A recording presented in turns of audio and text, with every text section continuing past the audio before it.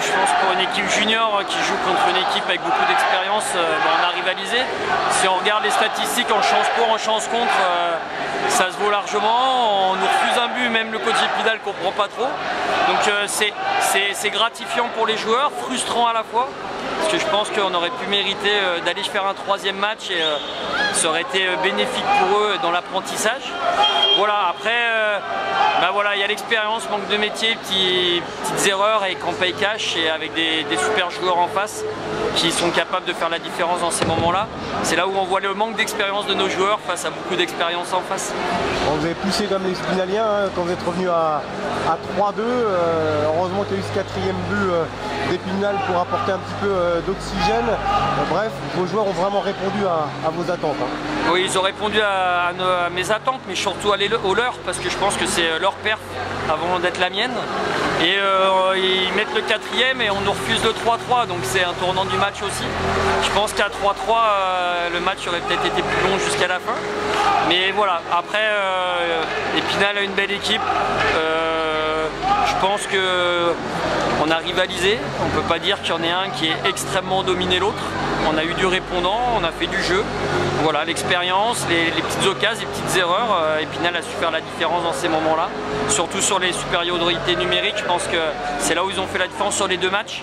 On en prend 2 à l'aller, on en prend encore ce soir. Donc je pense que c'est le métier et l'expérience, mais c'est que de bon augure pour nos jeunes. Il faut juste se dire, on a un gardien qui a 17 ans dans les cages, la moitié de l'équipe qui a 17 ans, et je dirais à part 3 joueurs, c'est que des juniors. Oui, un championnat U20, c'est ça parallèlement? C'est ça, parallèlement, on joue en U20, on est deuxième de la poule derrière Rouen, à 2 points derrière, donc c'est 2 équipes qui se valent. Maintenant les playoffs U20 vont démarrer. Et ça va être le prochain objectif de la saison. On a des joueurs qui jouent aussi avec Chambéry, on en a 3 juniors qui étaient avec Chambéry ce soir. Voilà, à chaque match on a un joueur qui est junior qui joue en Magnus et qui joue pas du tout avec nous. Donc c'est ça, je pense que l'objectif vraiment sur cette équipe, c'est de mettre les joueurs où ils doivent jouer par rapport à leur niveau et de développer chacun à sa vitesse. Et je pense qu'on a répondu à ça. Et on fait une belle saison, je pense, dans une poule sud très relevée. Oui, le bilan est quand même positif. Il y a combien de joueurs qui sont censés alimenter l'équipe première dans les 2 ans là? Ça honnêtement, c'est dur de pronostiquer maintenant. Quand on est à 2-3 joueurs par an, je dirais que c'est une très bonne année. Mais si on regarde cette année en Magnus à Grenoble, on a Adel Coudry, Dylan Fabre et Aurélien Derle. Il y en a un qui est encore junior et les 3 jouaient junior l'année dernière. On en a un qui joue Powerplay premier bloc en ce moment, Adel Coudry, l'autre 3e bloc, il joue.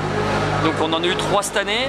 On en a d'autres qui ont fait quelques matchs, Nikita Chalei cette année et Timothée Quatron. Et là, il y en a d'autres ici qui alimenteront l'année prochaine dans les plus jeunes sûrement, qui vont faire quelques matchs, ou là ou en D1. Donc c'est ça qui est intéressant. Pour conclure, comment voyez-vous Épinal cette saison avec ces playoffs là? Alors, moi je dirais, pour connaître le Sud, je trouve Morzine avec un peu plus de profondeur et d'intensité.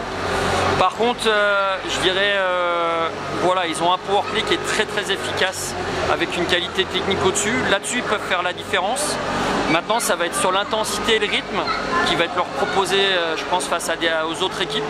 Je pense que la chance des équipes de la poule B, de la poule Sud, c'est que tous les matchs ont été serrés avec intensité et peut-être qu'Épinal a ce manque de rythme, mais je pense qu'avec les 2 matchs, ces 2 week-ends là, ils vont bien être dans le rythme et ça va leur faciliter le prochain match d'être déjà dans le tempo.